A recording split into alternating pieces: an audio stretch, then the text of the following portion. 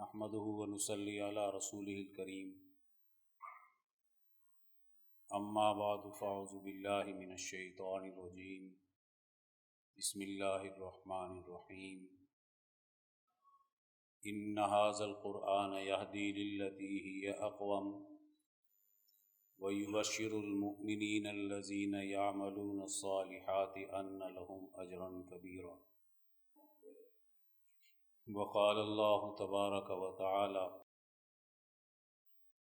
وعباد الرحمن الذين يمشون على الأرض هونا وإذا خاطبهم الجاهلون قالوا سلاما والذين يبيتون لربهم سجدا وقياما والذين إذا أنفقوا لم يسرفوا ولم يقتروا وكان بين ذلك قواما صدق الله العظيم.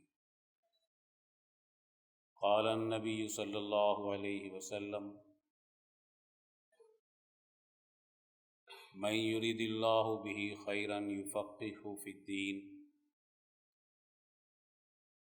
وقال النبي صلی اللہ علیہ وسلم فقيه واحد أشد على الشيطان عن ألف عابد او كما قال علیہ الصلاۃ والسلام. میرے قابل احترام معزز حاضرین، بہت ہی مبارکباد کے مستحق ہیں وہ طلباء جنہوں نے یہاں پر قرآن حکیم کو سمجھنے کے لیے اپنا وقت گزارا ہے، اور بہت ہی مبارکباد کے مستحق ہیں وہ طلباء جنہوں نے یہاں دورہ حدیث شریف میں شرکت کی. حضرت اقدس مدظ ذلہ العالی اور اساتذہ اکرام سے احادیث مبارکہ کو پڑھا، فہم حاصل کیا، اور آج بخاری شریف کی تکمیلی نشست انہی کے اعزاز میں یہ منعقد کی جا رہی ہے. دورہ حدیث کے طلباء سے تو ہم یہ عرض کریں گے کہ اب اپنے آپ کو یہ نہ سمجھنا کہ ہم عالم بن گئے ہیں، بلکہ یہ سمجھنا کہ اب ہم پر مزید ذمہ داری بڑھ گئی ہے کہ ہم اپنے اس علم میں رسوخ پیدا کریں. علماء لکھتے ہیں کہ دورہ حدیث شریف کرنے کے بعد سند حاصل کر لینے سے عالم نہیں بنتا، عالم بننے کی استعداد پیدا ہوتی ہے. عالم تو اس کے بعد بنتا ہے. اس لیے دارالعلوم دیوبند میں عالم بننے کے بعد کم از کم 1 سال شیخ کی صحبت میں رہ کر اپنی تربیت کرایا کرتے تھے. اس سے جو فیض پھیلتا ہے اور جو ترقی حاصل ہوتی ہے، جو عالم ربانی بنتا ہے، تقوی و طہارت اس میں داخل ہوتا ہے، اللہ اور اللہ کے رسول کا سچا عاشق بنتا ہے، اولیاء اللہ کی صحبت سے عقل و شعور بلند ہوتے ہیں، یقیناً اس کی استعداد اب پیدا ہو رہی ہے. اس لیے ان طلباء سے ہم گزارش کریں گے کہ تمہیں حضرت اقدس کی صحبت میں مزید وقت گزار کر اپنی باطنی صلاحیتوں کو بڑھانا چاہیے.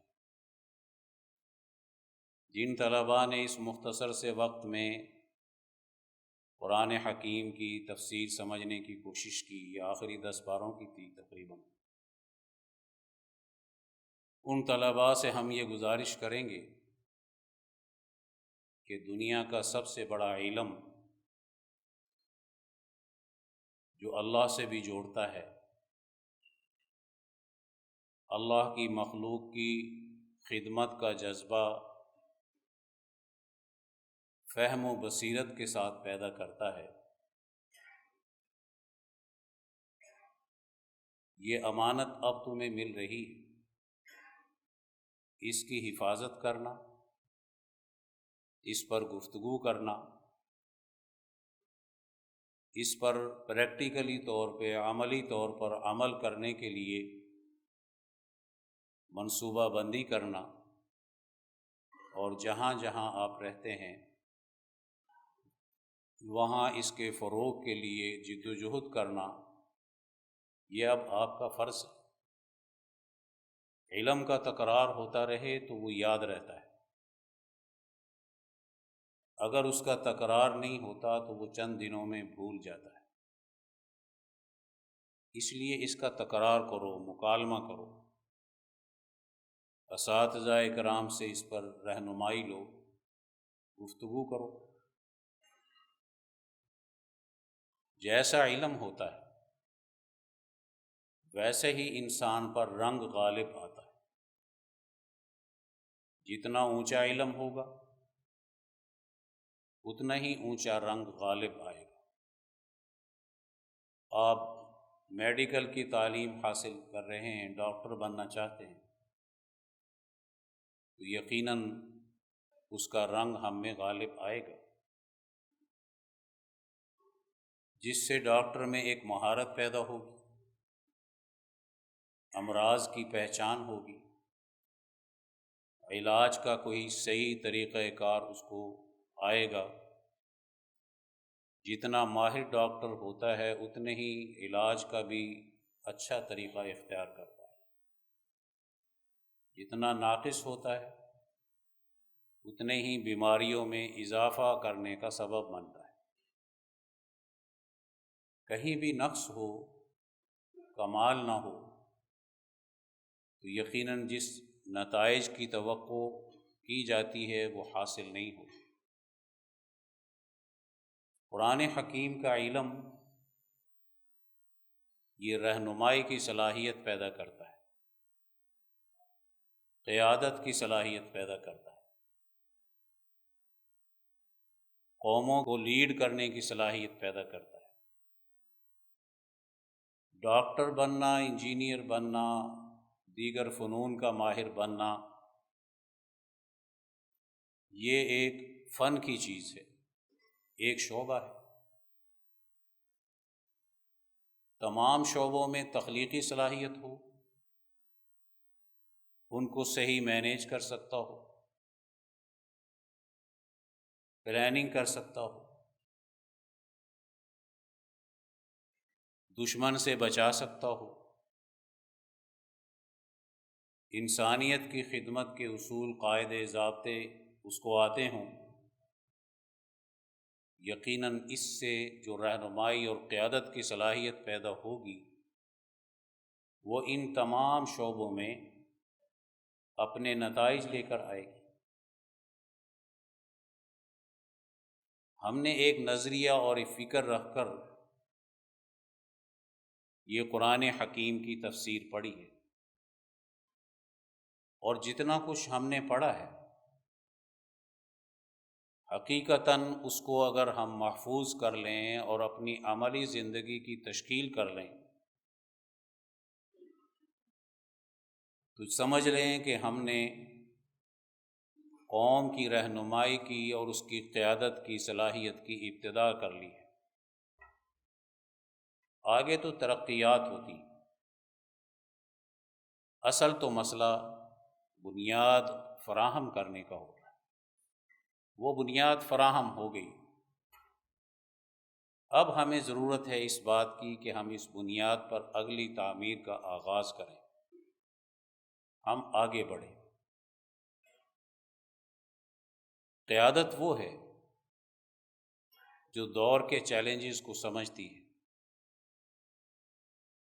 اور ان کا مقابلہ کرنے کی اہلیت پیدا کرتی ہے، وہ قیادت ہوتی ہے۔ جو دور کے چیلنجز کو نہیں سمجھتی، دور کے تقاضے کو نہیں سمجھتی، وہ قیادت نااہل ہوتی، وہ قیادت کسی بھی قوم کے زوال کا بنیادی سبب ہوتی ہے، کیونکہ اسے نہیں پتہ کہ آج چیلنج کیا ہے۔ آج چیلنج مثال کے طور پر غربت کا ہے۔ غربت پھیل رہی ہے۔ کیوں پھیل رہی ہے؟ اس کے کیا اسباب ہیں؟ کیا یہ مقدر سے پھیل رہی ہے یا ہمارے کسی غلط سسٹم سے پھیل رہی ہے؟ کیا سبب ہے اس کا؟ قیادت سب سے پہلے اس چیز کو غور و فکر کے ساتھ سوچتی ہے کہ یہ کہاں سے چیز پیدا ہو رہی ہے۔ اگر غربت پھیل رہی ہے سسٹم سے، تو ہم 1000 یتیم خانے کھول لیں، دسترخوان لگا لیں، بڑی بڑی دیگیں پکا لیں، کوئی NGOs بنا لیں، کوئی ویلفیئر سوسائٹیز بنا لیں، کوئی فلاح و بہبود کے ادارے بنا لیں، سب ناکام ہوں۔ سسٹم جب غربت پیدا کرتا ہے تو یہ ادارے 10 آدمیوں کو کھانا کھلاتے ہیں تو وہ 10,000 کو غریب بناتا ہے، اس کا مقابلہ ہی نہیں۔ اب اگر قیادت اس چیلنج کو سمجھتی ہے کہ یہ کیوں پیدا ہوئی غربت، اس کا بنیادی سبب کیا ہے؟ غلامی ہے، نظام سرمایہ داری ہے، نظام سود ہے، کہاں خرابی ہے؟ فلسفے میں خرابی ہے، کوئی تعلیم میں خرابی ہے، کہاں ہے؟ قرآن حکیم یہی شعور دیتا ہے کہ قائد کون ہوتا ہے؟ جو یہ پہچانے کہ مسائل کہاں سے پیدا ہو رہے ہیں۔ میں نے قرآن حکیم کی ایک آیت پڑھی ہے، وَعِبَادُ الرَّحْمَنِ الَّذِينَ يَمْشُونَ عَلَى الْأَرْضِ هَوْنًا وَإِذَا خَاطَبَهُمُ الْجَاهِلُونَ قَالُوا سَلَامًا وَالَّذِينَ يَبِيتُونَ لِرَبِّهِمْ سُجَّدًا وَقِيَامًا۔ یہ رحمان کے بندے وہی ہوتے ہیں جن میں قیادت کی صلاحیت ہوتی ہے۔ قرآن حکیم ان قائدین کی اوصاف کو بیان کر رہا ہے ان آیات مبارکہ میں۔ یہ سورۃ الفرقان کی آخری آیات ہے، آخری رکوع، کہ ان کے اوصاف کیا ہوتے ہیں؟ رحمان کے بندوں کے، جن میں قیادت کی صلاحیت ہے، کہ جب وہ زمین پر چلتے ہیں تو متکبرانہ طرز زندگی نہیں ہوتا، ان کا طرز زندگی عاجزانہ ہوتا ہے۔ اور عاجزانہ زندگی کا مطلب یہ نہیں کہ وہ بڑی گردن جھکا کے چلتے ہیں اور دل میں تکبر ہے، مال کا تکبر ہے، عہدے کا تکبر ہے، کوئی اور ہے، نہیں، ان کے باطن میں عاجزی انکساری ہے، خدا کا ڈر اور خوف ہے، اس سے جھکے ہوئے ہیں ان کے قلوب، ان کو رحمان کے بندے کہتے ہیں۔ اور یہ بھی یاد رکھو، جس کو رحمان اپنا بندہ کہہ دے تو اس سے بڑا اعزاز دنیا میں کوئی نہیں ہوتا۔ قرآن حکیم میں اللہ تعالیٰ فرماتے ہیں، سبحان الذی اسریٰ بعبدہ لیلا من المسجد الحرام، پاک ہے وہ ذات جو اپنے بندے کو راتوں رات لے کر گئی تھی۔ اپنے بندے کو عبد کہا ہوا، بڑا اعزاز ہے۔ اور اللہ کا غلام بن جانا، رحمان کا بندہ بن جانا، یہ تو بہت بڑا اعزاز ہے۔ اسی کو اللہ تعالیٰ کہتے ہیں، میں نے جس کو یہ اعزاز دیا کہ وہ میرا غلام بن گیا، اس کی نشانی یہ ہوگی کہ وہ زمین میں اپنی زندگی متکبرانہ نہیں گزارتا، عام انسانوں کی طرح زندگی گزار کر انسانوں کی خدمت کرتا ہے۔ عمر فاروق رضی اللہ تعالیٰ عنہ اتنے بڑے علاقے کے خلیفہ وقت ہیں، خلیفہ راشد ہیں، جنت کی بشارتیں، لیکن سو جاتے ہیں تو کونی سر کے نیچے رکھ کر سرانے کی بھی ضرورت محسوس نہیں کرتے، عام آدمی کی طرح سوتے، عام آدمی کی طرح کھاتے ہیں، بلکہ اپنا معیار نیچے رکھا اور قوم کا معیار اوپر لے گئے۔ کوئی آ کر پوچھتا ہے عمر فاروق کہاں ہیں؟ فرمایا وہ اونٹ چرا رہے ہوں گے۔ وہ پہنچتے ہیں، وہاں پر دیکھتے ہیں کہ آپ زمین پہ لیٹے ہیں، سر کے نیچے کونی رکھی ہوئی ہے اور لیٹے۔ اتنا بڑا خلیفہ ہے وہ۔ یہ ہے ہونن کی کیفیت کہ رحمان کے بندوں میں جب قرآن حکیم کے نور کی تاثیر پیدا ہو جاتی ہے، اس کی قیادت کی صلاحیت بڑی اونچی ہو جاتی ہے۔ دوسری صفت یہ بیان کی کہ وَإِذَا خَاطَبَهُمُ الْجَاهِلُونَ قَالُوا سَلَامًا، ایسی مجلسیں جن میں اللہ سے اعراض پیدا ہو، دین کا مذاق اڑایا جائے، علماء ربانی کا مذاق اڑایا جائے، توہین کی جائے، انبیاء کی تعلیم سے کٹ کر فلسفیانہ بحثیں، منہ شگافیاں کی جائیں، ہر بندہ ہی اپنے آپ کو فلسفی سمجھتا ہو، دین کا ٹھیکیدار بنتا ہو اور دین آتا نہ ہو، اس کی ساری گفتگو، ساری بحث، یہ سب جہالت پر مبنی ہوتی، حقائق سے ناواقف ہوتے۔ جہالت سب سے بڑا عذاب ہے، ہزاروں بیماریاں اس جہالت کی وجہ سے آتی۔ نبی کریم صلی اللہ علیہ وسلم سے پہلے کے دور کو دور جاہلیت کہا جاتا ہے، جس میں زنا بھی ہے، شراب بھی ہے، چوری بھی ہے، وغیرہ وغیرہ، ایک دور ہے جہالت۔ تو کیا چیز بیان کی جا رہی ہے کہ جہالت کے تمام قسم کی بحثوں سے، مناظروں سے، گفتگوؤں سے اپنے آپ کو بچاتے ہیں، ان بحثوں سے اپنے آپ کو بچاتے ہیں جو لا یعنی ہوتی، صبح سے شام تک گپیں مار رہے ہیں، جہالت پر مبنی۔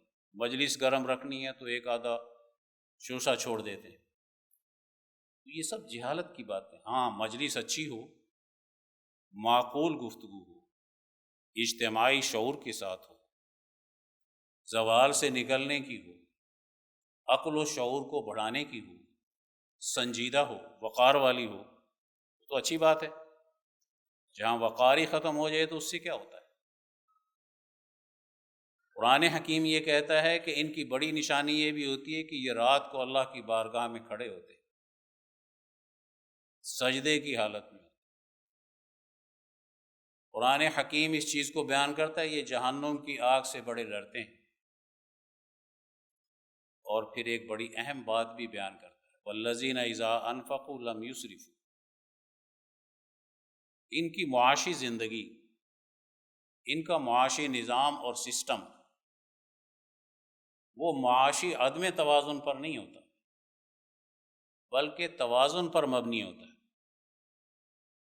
یہ اپنی چادر دیکھ کر پاؤں پھیلاتے ہیں، اس سے آگے نہیں جاتے۔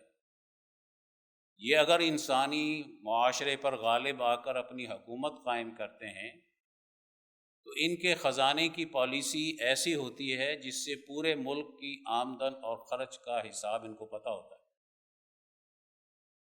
کتنے افراد ہیں اور کس طرح میں نے آمدنی بڑھانی ہے، میرے ملک میں معدنیات کتنی ہیں، میرے ملک میں زراعت کتنی ہے، میرے ملک میں تجارت کا حجم کتنا ہے، میرے ملک میں صنعت کا حجم کتنا ہے، اس سے پیداوار کتنی ہو سکتی ہے، اور اس پیداوار کو میں کیسے اچھے طریقے سے تقسیم کروں جس کے ذریعے سے کوئی بھی بھوکا اور پیاسا نہ رہے اور بنیادی ضروریات سے محروم نہ رہے۔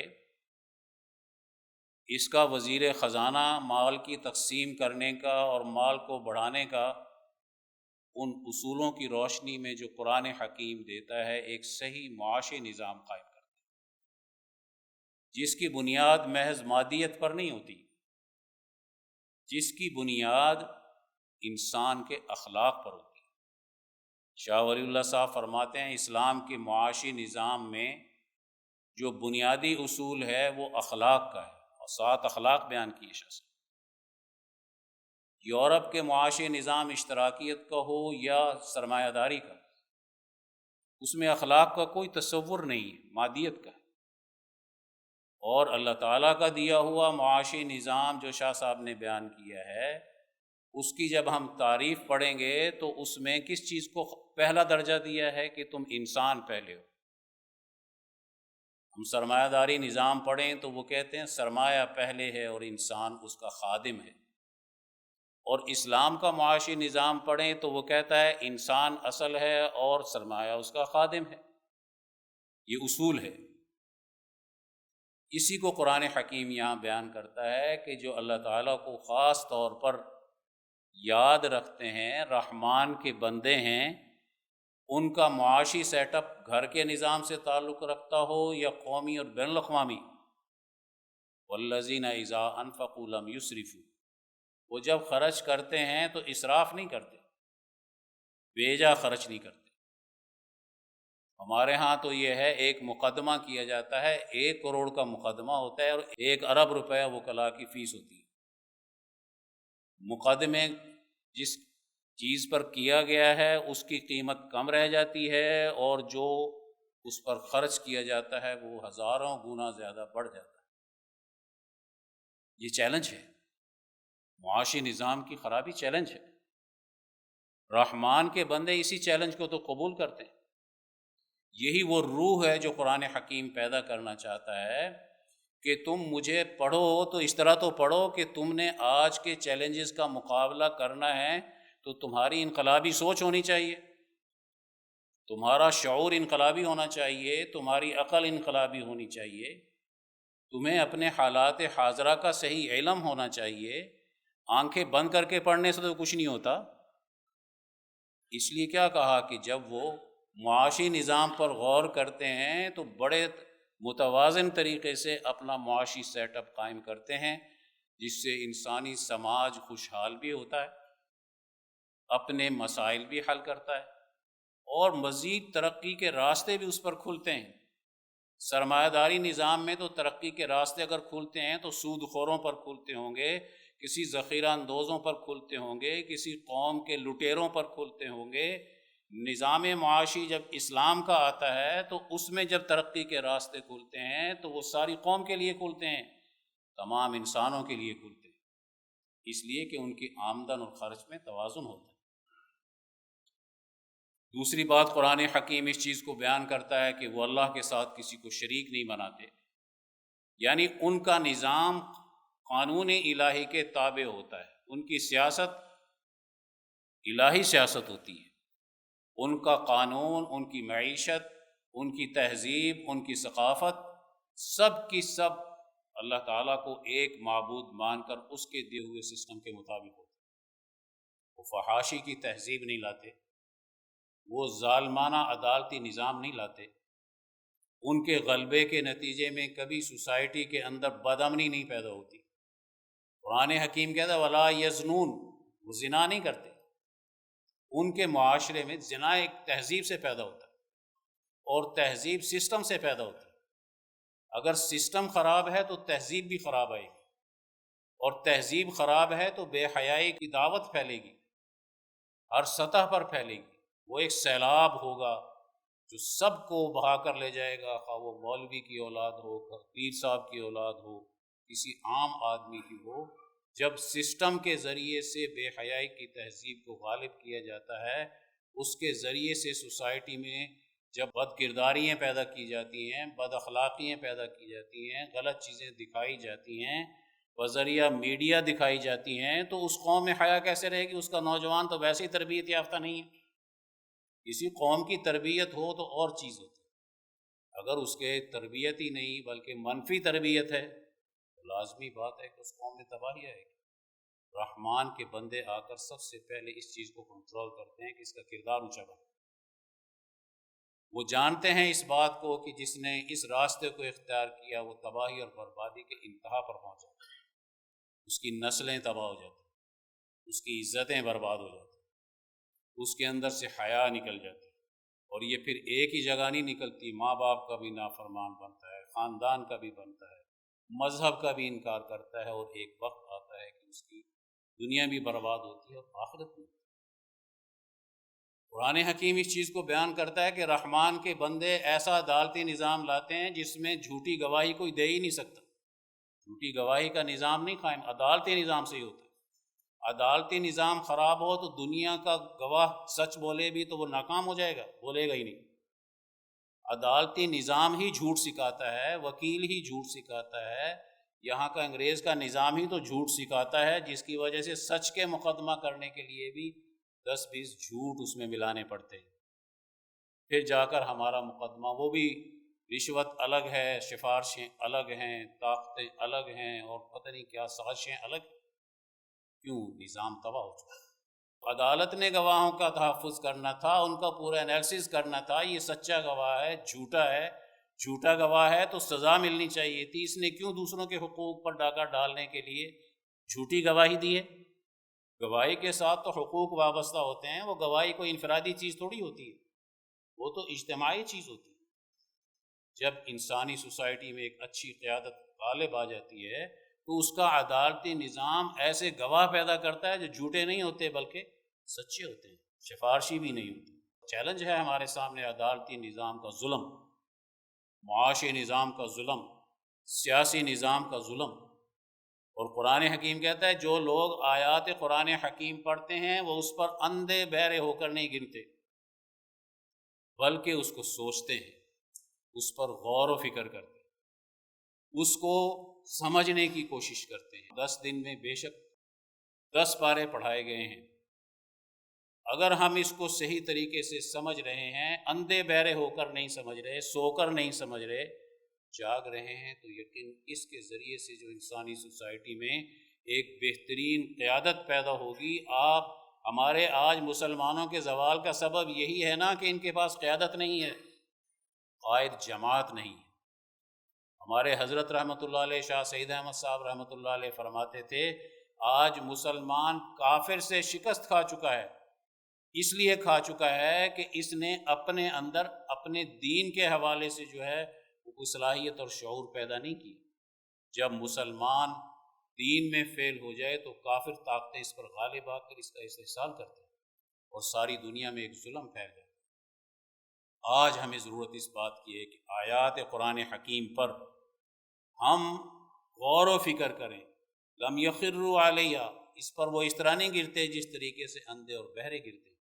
تو قرآن حکیم آگے اس چیز کو بیان کرتا ہے، رحمان کے بندے نسل نو کی بڑی اچھی تربیت کرتے ہیں، ان کو نظام تعلیم اچھا دیتے ہیں، اس قوم کی عزت اور وقار کا دیتے ہیں۔ ان کے نظام تعلیم میں جہاں فنون کے اعلیٰ درجے کی تعلیم دور کے تقاضے کے مطابق ہوتی ہے تو اس کے پڑھنے اور پڑھانے والے کے اندر اس کی ہمدردی اپنی اولاد سے بھی زیادہ ہوتی ہے جو استاذ ہوتا ہے، اور وہ ان کی تربیت کر رہا ہوتا ہے۔ اور تربیت جیسے ماں باپ یہ دعا مانگتے ہیں والذین یقولون ربنا هب لنا من ازواجنا وذریاتنا، اے اللہ ہمیں ایسی اولاد بھی عطا کر، ایسی بیویاں عطا کر جو ہماری آنکھوں کی ٹھنڈک بنتی ہیں۔ جس قوم کا نظام تعلیم عزت اور وقار دے اپنے نوجوان کو، اعلیٰ شعور دے، اس کو تعلیم کے زیور سے بھی آراستہ کر دے، تربیت کے زیور سے بھی اس کو آراستہ کر دے، اس کے کمالات اس میں پیدا کر دے، پھر وہ سائنس پڑھ کے آتا ہے تو اس سائنس کے ذریعے سے انسانیت میں جنگ نہیں پیدا کرتا بلکہ انسانیت میں امن پیدا کرتا۔ آج یورپ نے یہ چیز نہیں سیکھی، اپنی نسل نو کو، آنے والی نسلوں کو انہوں نے مفاد پرست بنایا، لالچی بنایا، حریص بنایا، بے دین بنایا، عزت وقار سے محروم کیا، پیسے کمانے کے لیے ان کو ایک مشین بنایا۔ تو آج نتیجہ یہ ہے کہ جہاں جہاں یہ دنیا میں غالب آتا ہے ان کے وسائل پہ قبضہ کرتا ہے، ان کی معدنیات پہ قبضہ کرتا ہے، ان کی آزادی کو سلب کرتا ہے۔ افریقہ کو لوٹ لیا، ہندوستان کو لوٹ لیا، ساری دنیا کو لوٹ لیا۔ آج یہ جو ہماری حالت بنی ہے یہ اس بھیڑیا طاقت نے، جس نے سائنس میں غلبہ حاصل کر کر انسانیت کو نفع پہنچانے کے بجائے انسانیت کو بارود کے ڈھیر پر بٹھا دیا۔ آج یہ ساری خرابی کیوں آئی ہے؟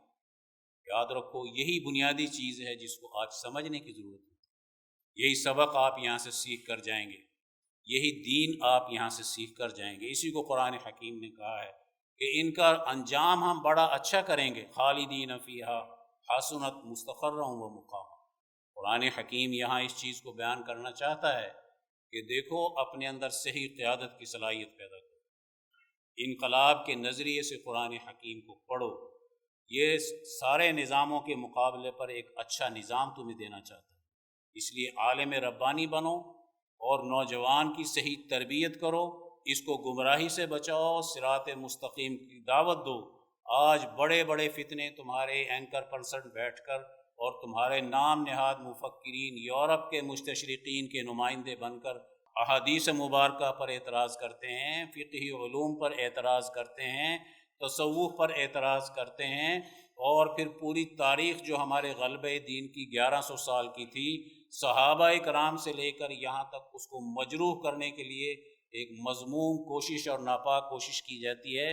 ایسے وقت میں باطل فرقے زیادہ آگے بڑھا کرتے ہیں، اس لیے کہ ان کی آبیاری اور ان کی سرپرستی اس کا نظام کر رہا ہوتا ہے۔ عدل کا نظام ہو تو فتنے مٹائے جاتے ہیں، ظلم کا نظام ہو تو فتنے پیدا کیے جاتے ہیں۔ حضرت ابوبکر صدیق رضی اللہ تعالیٰ عنہ کے دور میں اگر ایک کوئی فتنہ پیدا ہوتا ہے، آپ اس کو مٹانے کے لیے پوری جد و جہد کرتے ہیں، چاہے وہ نبوت کے حوالے سے کوئی نبوت پہ حملہ کر رہا ہو، چاہے ارتداد کا حملہ ہو یا فرائض کی پابندی نہیں کرنا چاہتا، زکوٰۃ کے انکار کر رہے ہوتے ہیں۔ یہ جو فتنے پیدا ہو رہے تھے، سسٹم کی طاقت سے ان کا جب خاتمہ کیا گیا تو یہ نمونہ قائم کر دیا کہ سسٹم ٹھیک ہو تو فتنوں کے خاتمے کے لیے ہوتا ہے، اور جب سسٹم ظالمانہ ہوتا ہے تو فتنے پیدا کرتا ہے۔ یہ جتنے فتن آج پیدا ہو رہے ہیں اس لیے کہ قرآن حکیم کا نظام غالب نہیں ہے۔ میرے عزیز دوستو، آج ضرورت اس بات کی ہے کہ اس چیلنج کو سمجھو۔ جنگ نظاموں کی ہے، عقیدے کی نہیں ہے۔ نظام کا شعور حاصل کرو۔ جس نے ولی اللہ نظام فکر کی روشنی میں دین سمجھا، وہ آج کے چیلنج چاہے سرمایہ داری کا ہو، کسی اشتراکیت کا ہو، کسی دہریت کے سیلاب کا ہو، لا دینی کے سیلاب کا ہو، کسی مستشرقین کا ہو، مذہب کے انکار کا ہو، اس کا ایک ہی علاج ہے کہ ولی اللہ نظام فکر کی روشنی میں آج ہم قرآن حکیم کو ایسے ہی پڑھیں جیسے شاہ صاحب الفوز الکبیر میں اس کے 5 علوم کا تعارف کرا کر اس کے پڑھنے کا صحیح راستہ ہمارے سامنے بیان کرتے ہیں۔ نظریہ اونچا ہو، انقلاب کا ہو، سوچ اونچی ہو، اور پھر قرآن حکیم اس کا رہنما ہو، اس کا سلیبس ہو۔ نبی کریم صلی اللہ علیہ وسلم معلم ہیں اور قرآن حکیم نصاب ہے، اور تیار ہونے والے عمر فاروق اور ابوبکر صدیق اور خلفائے راشدین اور صحابہ موجود ہیں۔ اس نظریے سے پڑھنے سے انسان ظلم کی تاریکیوں کو مٹا سکتا ہے، امید کی کرن بن سکتا ہے، اپنے اندر قیادت کی صلاحیت پیدا کر سکتا ہے۔ اونچے نظریے سے پڑھو گے، اونچے انسان بنو گے۔ اس سے اونچی نہ دنیا میں کوئی تعلیم ہے جو جنت میں بھی تمہیں اعلیٰ درجے پر پہنچا دے جہاں مشکل حالات ہوتے ہیں، اور دنیا میں بھی اعلیٰ مقام پر پہنچا دے، جو دنیا کو بھی جنت بنا دے، آخرت کو بھی۔ اتنی اونچی تعلیم کوئی اور دنیا میں موجود ہے؟ اس لیے قرآن حکیم اور احادیث مبارکہ اور پورے تاریخی تسلسل جو فقہائے امت کا ہے، صوفیاء کرام کا ہے، اس میں سے غلط چیزیں نکالی جا سکتی ہیں۔ صحیح کے پیچھے چل کر انسان اگلے دور کے چیلنجز کا مقابلہ کر سکتا ہے۔ اللہ تعالی ہم سب کو قرآن حکیم کا صحیح فہم نصیب فرمائے، اس کو اپنی عملی زندگی کے مطابق غالب کرنے کی توفیق عطا فرمائے۔ وآخر دعوانا الحمدللہ رب العالمین۔